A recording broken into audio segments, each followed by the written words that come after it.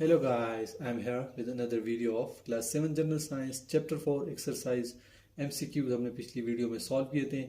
आज short question की तरफ जाएंगे। तो हमारे पास शॉर्ट क्वेश्चन में पहला शॉर्ट क्वेश्चन है, वह है Why is boiling of egg a chemical chain and boiling of water is a physical chain? Question है कि बॉइलिंग ऑफ एग को हम केमिकल चेंज क्यों कहते हैं और बॉइलिंग ऑफ वाटर को फिजिकल चेंज क्यों कहते हैं, क्या वजह है। तो इसकी रीज़न ये है कि जब कभी भी कोई केमिकल चेंज होती है तो उसमें जो सब्सटेंस होता है उसकी कंपोजिशन चेंज होती है और एक नया सब्सटेंस बनता है। ठीक है, मतलब कंपोजिशन में चेंज आती है, उसकी आइडेंटिटी पूरी चेंज हो जाती है। जबकि इसके मुकाबले में जब कभी कोई फिजिकल चेंज होती है तो उसमें जस्ट स्टेट चेंज होता है, कलर चेंज होता है, मतलब शेप उसकी चेंज होती है, उसकी कंपोजिशन, उसकी आइडेंटिटी ना ख़त्म होती है और ना बिल्कुल चेंज होती है, वो सेम रहती है। जस्ट उसकी शेप या स्टेट जो है वो कन्वर्ट हो जाती है। ठीक है, अब फिजिकल में देखें, हम एक को बॉयल कर लेते हैं तो उसको हम दोबारा उसी तरह की एक में कन्वर्ट नहीं कर सकते, क्योंकि उसकी कंपोजिशन जो है वो हमारे पास चेंज हो जाती है। अगर हम देखें बॉइलिंग ऑफ वाटर, हम बॉयल करते हैं, उससे वेपर बन जाते हैं। थोड़े टाइम बाद अगर हम उसको थोड़ा कूल कर लें तो वो वेपर जो है वो दोबारा वाटर में कन्वर्ट हो जाते हैं। उसको थोड़ी सी कूलिंग दे देते हैं तो उसके बाद वो वाटर लिक्विड फॉर्म जो है वो सॉलिड में कन्वर्ट हो जाए। मतलब उसकी स्टेट तो चेंज हो सकती है, उसकी कंपोजिशन आइडेंटिटी चेंज नहीं होती, वो सेम रहती है, जस्ट स्टेट चेंज होती रहती है। ठीक है, तो दैट इज़ वाई कि बॉइलिंग ऑफ एग जो है ये केमिकल है, क्योंकि उसके अंदर कंपोजिशन टोटली अल्टर हो जाती है और फिजिकल में जस्ट स्टेट चेंज होती है। तो boiling of egg, composition of egg change and one instant it can not be reverse. दूसरी बात ये कि केमिकल चेंज को दोबारा हम रिवर्स नहीं कर सकते। एक दफ़ा चेंज हो गया बस हो गया। जिस तरह हम लकड़ी को जला लेते हैं तो फिर दोबारा उससे लकड़ियाँ नहीं बना सकते। ठीक है, तो रिवर्स नहीं हो सकता। Converted back into its original composition and this change is irreversible, that's why it is called chemical change. while by boiling of water composition of water do not change and just physical state shape change, उसकी shape change हो जाती है, physical state change हो जाती है। this change can be reverse, इसको हम reverse कर सकते हैं। जिस तरह मैंने कहा कि हम वाटर से आइस बना सकते हैं और आइस से दोबारा वाटर बना सकते हैं, या लिक्विड फॉर्म में उसको लेके आ सकते हैं। ठीक है, तो ये फिजिकल चेंज जो है ये रिवर्सिबल भी है हमारे पास, जबकि chemical can not be reversed. ठीक है, अब दूसरा क्वेश्चन है, what is a chemical property. Chemical property क्या होती है। केमिकल प्रॉपर्टी वो प्रॉपर्टी होती है जो उसको हम रिएक्शन के दौरान ऑब्जर्व करते हैं। ठीक है, वो उसकी हम केमिकल प्रॉपर्टी उसको कहते हैं। तो it is a property of a substance which can be seen during a chemical reaction in which a chemical composition of a substance is change, जिसमें केमिकल कंपोजिशन जो है वो सब्सटेंस की चेंज हो जाती है। जिस तरह किसी लोहे को जब जंग लग जाता है तो क्या होता है कि उसकी वो सारी कंपोजिशन चेंज हो जाती है और वो दोबारा उसको हम ठीक नहीं कर सकते। एक दफ़ा जंग लग गया है तो फिर वो ख़राब हो जाता है, वो दोबारा वापस नहीं हो सकता। इसी तरह इसके अलावा एक मिसाल है, वो है कंबस्टन। कंबस्टन कहते हैं जलने के अमल को, जिसमें हम लकड़ियाँ जलाते हैं, गैस जलाते हैं, पेट्रोल है, डीजल, ऑयल, मतलब जितने भी फॉसिल्स हैं उसको एक दफ़ा जला लेते हैं, फिर वो दोबारा उस अपनी ओरिजिनल कंपोजिशन या ओरिजिनल स्ट्रक्चर में वापस नहीं आ सकती। ठीक है, तो इस प्रॉपर्टी को हम केमिकल रिएक्शन के दौरान ही ऑब्जर्व कर सकते हैं। ठीक है, केमिकल रिएक्शन के दौरान इसको ऑब्जर्व किया जा सकता है आसानी से। तो ऐसी प्रॉपर्टी को हम केमिकल प्रॉपर्टी कहते हैं। ठीक है, ये दो शॉर्ट क्वेश्चन। अब शॉर्ट क्वेश्चन नंबर 3 की तरफ जाना है हमने। अच्छा जी, नेक्स्ट क्वेश्चन है 3rd one, define the chemical property called rusting. Rusting क्या होती है, ये केमिकल प्रॉपर्टी है और इसका क्या मतलब है। तो रस्टिंग में ये बात याद रखनी है कि जब भी हम कोई लोहा जो है, मेटल या आयरन को बाहर खुली फिज़ा में छोड़ देते हैं तो क्या होता है कि थोड़ी सी ह्यूमिडिटी उसके अंदर हो, उस हवा के अंदर, तो वो क्या कर देता है कि उसको जंग लग जाती है। आप लोगों ने अक्सर घरों में देखा होगा, तो उस लोहे या आयरन जो भी आप लोगों ने बाहर खुली जगह पे छोड़ी हुई होती है, ठीक है, जहाँ पे हवा इसीलिए जा सकती हो तो उसको, और थोड़ी सी नमी भी हो तो उसको जंग लग जाता है। तो rusting is the phenomena in which metal iron is rusted in the presence of air, humidity. In this process, oxygen in the air react with iron to form iron oxide, which is a reddish brown in color and has rough edges. ठीक है, तो उसमें क्या होता है कि जो oxygen होती है वो आयरन के साथ रिएक्ट करके आयरन ऑक्साइड बनाती है, जो एक न्यू सब्सटेंस है। पहले आयरन था, अब आयरन के साथ ऑक्सीजन कंबाइन होकर उन्होंने एक नया सब्सटेंस बना दिया। तो जो नया सब्सटेंस बना है उसको हम, इस चेंज को हम केमिकल चेंज, क्योंकि एक न्यू सब्सटेंस इसके अंदर बना है।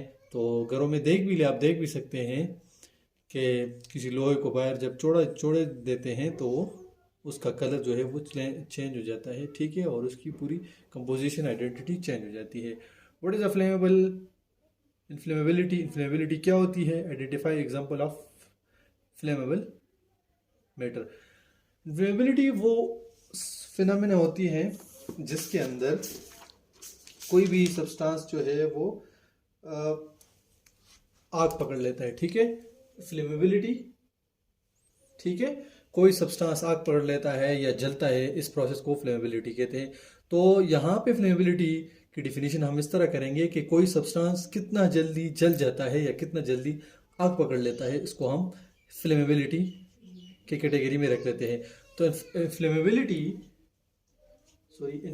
नहीं था, ये फ्लेमेबिलिटी था। Flammability is defined as how quickly and easily burn or catch fire. एक सब्सटेंस जो है वो कितना जल्दी जल जाता है या आग पकड़ लेता है, उसको हम फ्लेमेबिलिटी कहते हैं।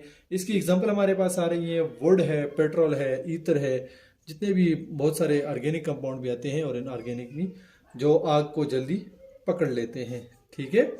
तो सिंपल सा जो आप लोगों ने जहन में रखनी है वो ये है कि वो सब्सटेंस जो आग पकड़ते हैं या जल्दी जलते हैं उसको हम फ्लेमेबिलिटी में रख लेते हैं, ठीक है। तो flammability is defined as how quickly and easily burn or catch fire. देखें सब्सटेंस कितना जल्दी जलता है या आग पकड़ लेता है उसको हम फ्लेमेबल कहेंगे। वुड, पेट्रोल, ईथर, ये इसकी एग्जांपल है और the example of flammable matter.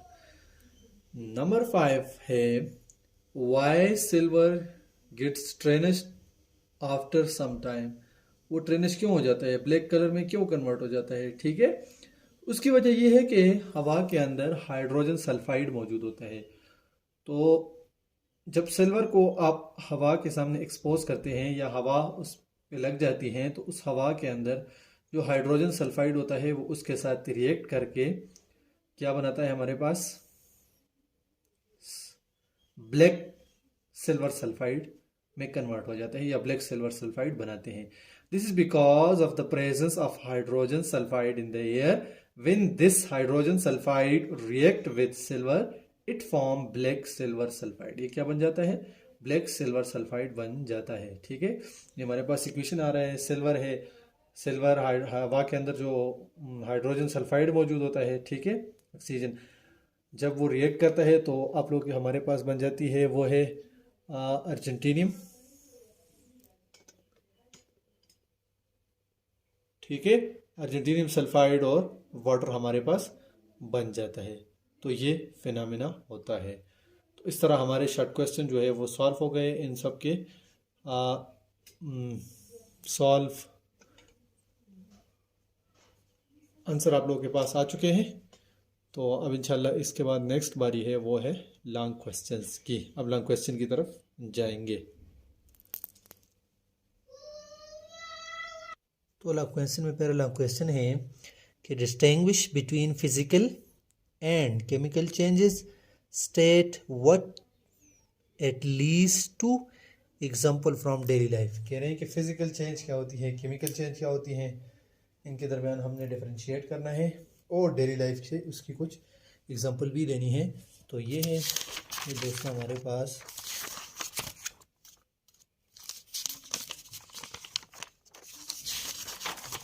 Page number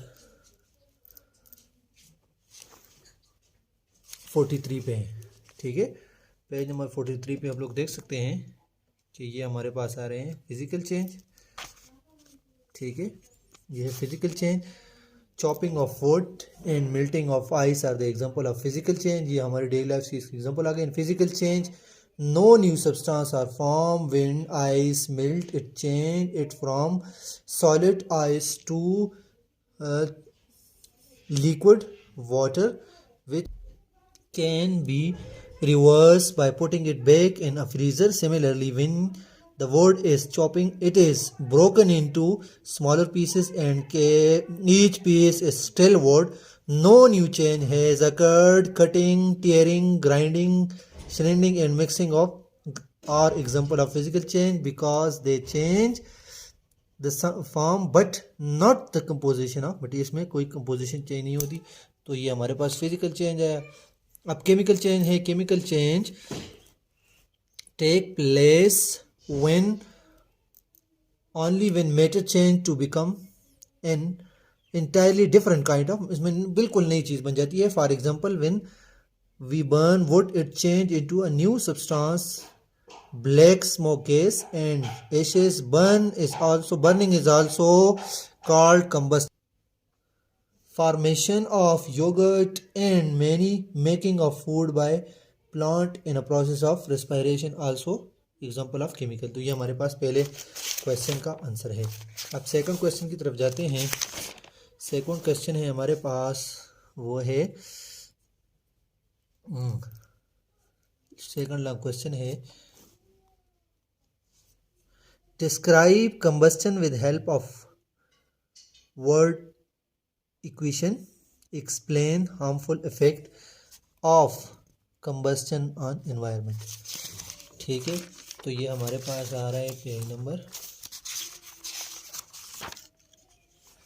ये है. ठीक है,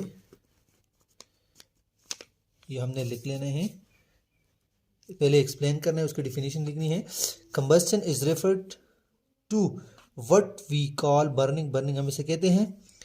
ठीक है, we know that burning is a chemical reaction in which a new matter is made.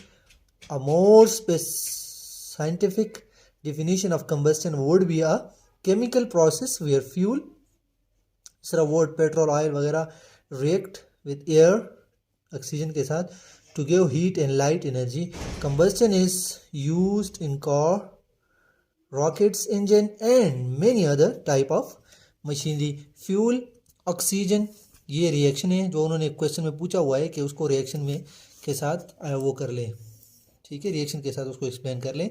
Carbon dioxide, ठीक है, जब ये फ्यूल जो है वो ऑक्सीजन के साथ रिएक्ट करता है, मतलब जलता है, तो कार्बन डाइऑक्साइड बन जाती है, वाटर बन जाता है हमारे पास, और एनर्जी, लाइट और हीट वगैरह जो है वो बन जाती है. अब इसके इफेक्ट जो हैं वो इस फ्लो चार्ट में शो किए हुए हैं. ठीक है, harmful effect of fuel. Complete combustion, जब कंप्लीट पूरी तरीके से जल जाती है चीज़ तो वो रिलीज करती है अनबर्न्ड कार्बन पार्टिकल. ठीक है, वो कार्बन पार्टिकल के वो सब्सटेंसेस रिलीज करते हैं जो बने हुए हैं. इस तरह रिलीज कार्बन डाइऑक्साइड रिलीज करते हैं और रिलीज सल्फर डाई, ये चीज़ें रिलीज करते हैं जो हमारे माहौल के लिए बहुत ज़्यादा. अब इसके इफेक्ट क्या हो सकते हैं? ये अस्थमा काज कर सकते हैं, रेस्पिरेटरी मतलब सांस की बीमारियाँ काज कर सकते हैं. ठीक है, इसके अलावा ग्लोबल वार्मिंग पता है हमें कि इससे फ्लड्स वगैरह ये जितनी भी आजकल इशू हो रहे हैं ये सारे ग्लोबल वार्मिंग की वजह से ही है. ठीक है, एसिड रेन, तेज़ाबी बारिश जो है ये भी इसी कंबस्टन के नतीजे में जो हार्मफुल गैसेस एनवायरनमेंट में या एटमॉस्फेयर में जाती हैं वो सारी इसी की वजह से होती हैं, जितने भी प्रॉब्लम है. इनकम्प्लीट कंबस्टन या बर्निंग में क्या होती है? इसमें कार्बन डाइऑक्साइड जो है वो कार्बन मोनोऑक्साइड रिलीज होती है इनकम्प्लीट कंबस्टन में. ठीक है, पॉइजनस गैस दैट कैन, इसकी वजह से लोग भी मर सकते हैं. ठीक है, तो ये हार्मफुल इफेक्ट, ये इसका दूसरा पार्ट है इसी क्वेश्चन का यहाँ तक.